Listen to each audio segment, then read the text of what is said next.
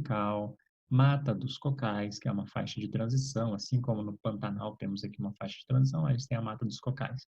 E a vegetação litorânea, né, que é toda essa área verde. Bom, para continuar, vamos falar aqui então a respeito, é, ah, e com relação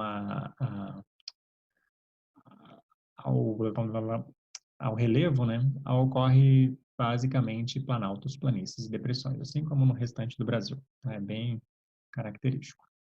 Zona da mata. Vamos falar um pouquinho sobre a zona da mata. Ela, então, o predomínio aí do clima é o tropical, né, por conta de toda a umidade que vem do Oceano Atlântico. Nessa faixa é fortemente influenciada pelas massas de ar oceânico, eu já tinha falado. Portanto, é um clima quente e úmido. Olha só, quente e úmido, não é seco, é úmido. A pluviosidade anual fica em torno de 1.500 milímetros. Tá? Durante o ano, chove praticamente o ano inteiro. Nessa faixa encontra-se a maior densidade demográfica da região, ou seja, a maior parte da população está concentrada nesse litoral brasileiro, tá? Do Nordeste. A Mata Atlântica é uma das florestas tropicais presente nessa sub-região. Foi bastante desmatada, né, pela atividade humana desde o início da colonização, principalmente com relação ao pau-brasil. Então, a Mata Atlântica, a gente sabe que é uma das vegetações mais devastadas do Brasil. Na região Nordeste também tem. Claro, a Mata Atlântica ela vai do Nordeste, né, lá do extremo Nordeste, bem no Norte, até o extremo Sul do Brasil, tá? Até o Sul. É, e também, além dessa Mata Atlântica, né, você tem a vegetação litorânea, que é formada aí por manguezais e por restinga. Aqui a gente pode ver essa imagem, é um manguezal, tá? Manguezal é isso aqui. Ela é uma vegetação muito bem adaptada, né?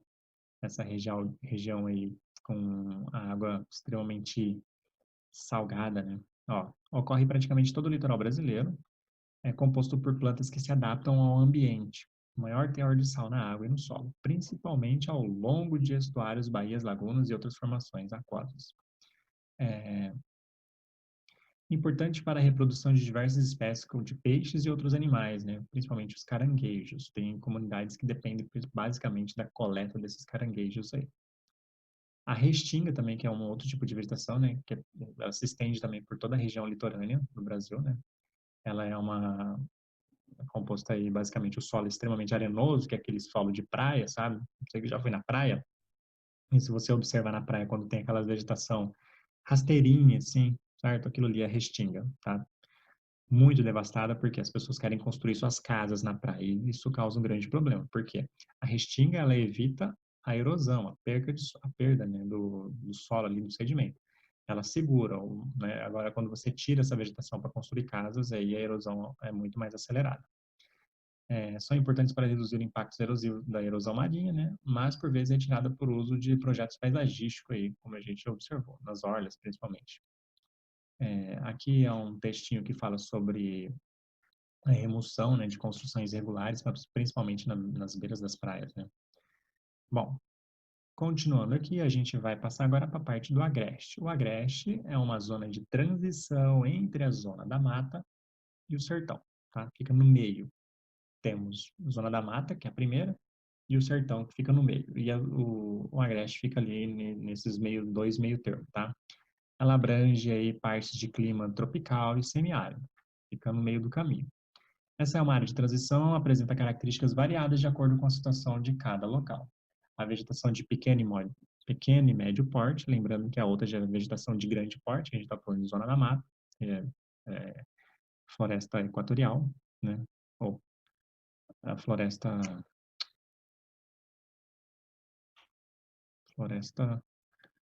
esqueci o nome, daqui a pouco eu lembro.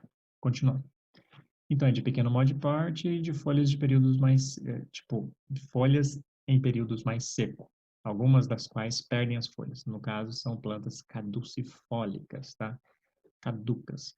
Elas perdem suas folhas para preservar a sua vida ali no período de estiagem, né? Quando tem menos chuva, então, como as plantas perdem a água acumulada no seu interior pelas folhas, ao invés dela perder aquela água, ela perde as folhas para que ela não elimine essa água. Então, ela passa o período de estiagem com a água ali aprisionada, porque a água sai, né, pelas folhas. Então, a gente chama isso de plantas caducas ou caducifólicas, tá?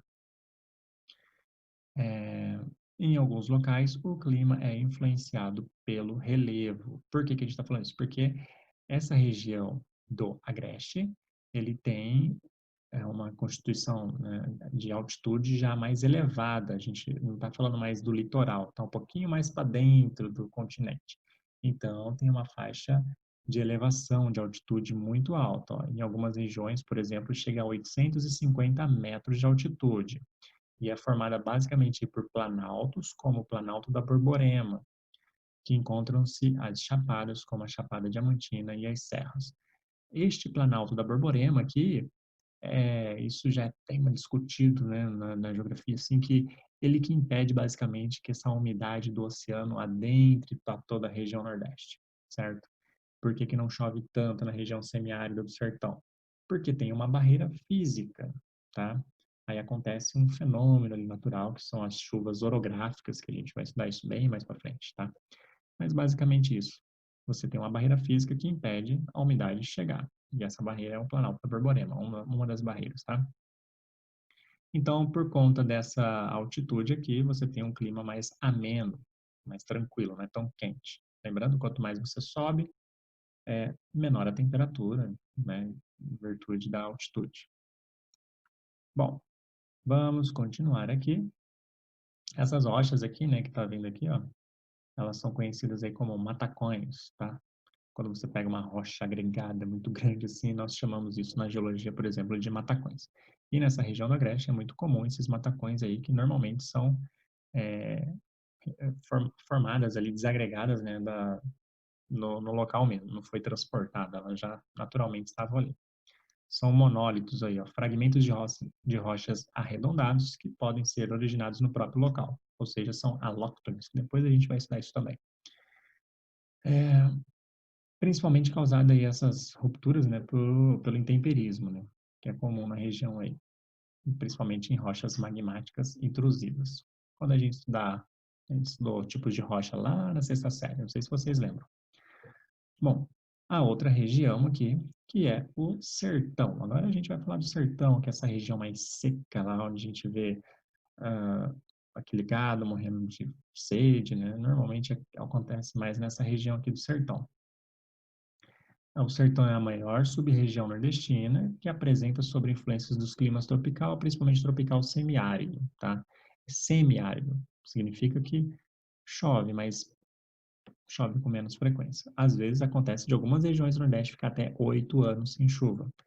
Em média, também, um sertanejo ele vive ali com 20 litros d'água por dia, certo? 20, pensa, o que é 20 litros de água em um dia?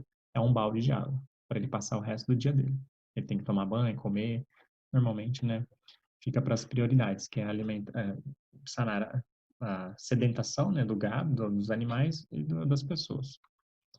Bom, é, as chuvas, né, elas são mal distribuídas e elas podem ocorrer principalmente no meio de janeiro e abril, né? Nesse meio termo aí que pode acontecer as chuvas. Épocas mais chuvosas ocorrem no verão do hemisfério sul. Bom, a caatinga é a vegetação original predominantemente no sertão nordestino, como a gente já havia dito. Caatinga, né, que significa aí mata branca, né, na linguagem tupi, se eu não me engano, mas eu acho que tenho quase certeza. Que a Mata Branca é. Agora, se é do Tupi, tem uma dúvida aqui, mas eu acho que é assim. É uma formação exclusivamente brasileira, tá? Ela, apesar de contar com características comuns a áreas de clima semiárido, como plantas xerófitas, né? Como, por exemplo, no Pantanal a gente tem algumas plantas também xerófitas, só que não é a caatinga, tá? O que que são essas plantas xerófitas? São plantas que têm espinhos, tá? Tem que tomar cuidado, né? Tipo qualquer espinho. Uma roseira tem espinho? Não. Uma roseira tem o acule, se eu não me engano é essa palavra, acule, tá? É, acule. Deixa eu só dar uma pesquisada aqui, só para a gente ter a certeza aqui, ó. Acule. Não, esqueci a aculeus. Aqui, ó. Acúleo, que é esse espinho da roseira. Agora, as xerófitas é aquele espinho mais, tá, proeminente. tá? Xerófita. Olha aqui, imagem. Olha aqui, ó, os espinhos, tá vendo? De uma xerófita, tá? O que que acontece? Diferente do áculi, beleza? Não confunda. A roseira tem áculi. Algumas plantas têm áculi. Outras têm espinhos. As que têm espinhos são xerófitas. Basicamente, os espinhos são as folhas dessa planta, tá bom? Lembra lá que eu disse que as plantas caducifólicas elas perdem as folhas para acumular água?